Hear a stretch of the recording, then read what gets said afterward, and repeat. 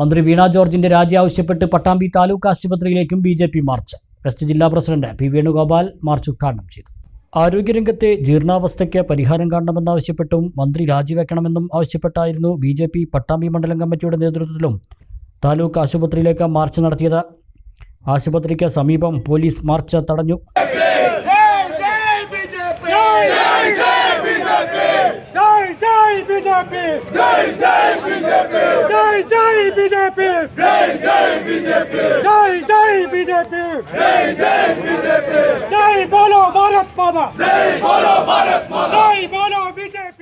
തുടർന്ന് BJP west ജില്ലാ president P. Venugopal march ഉദ്ഘാടനം ചെയ്തു. ആ കെട്ടിടമുണ്ടാക്കിയത് വീണ ജോർജ് അല്ല, മറിച്ചിട്ടത് വാസുവൻ പറഞ്ഞതുപോലെ വീണ ജോർജ് അല്ല.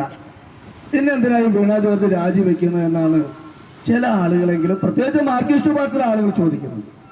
വാസുവൻ ചോദിച്ച ചോദ്യം അവർ ഏറ്റുപിടിക്കുകയാണ്. വീണ ജോർജ് തള്ളിയിട്ടതൊന്നും അല്ലല്ലോ എന്നുള്ളതാണ്.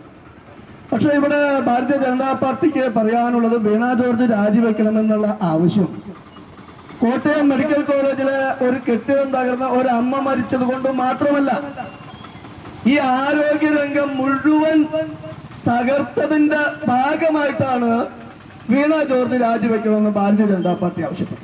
ഒരു കെട്ടിടം മാത്രമല്ല, ഈ ആരോഗ്യ മേഖല മുഴുവൻ തകർന്നടിച്ചിരിക്കുന്നു.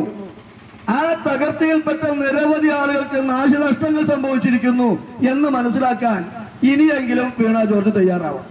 മണ്ഡലം പ്രസിഡന്റ് സന്തോഷ് കുമാർ അധ്യക്ഷനായി. ദിനേശൻ, ഗോപിനാഥൻ, MP മുരളീധരൻ തുടങ്ങിയവർ സംസാരിച്ചു. The world's greatest wedding collection.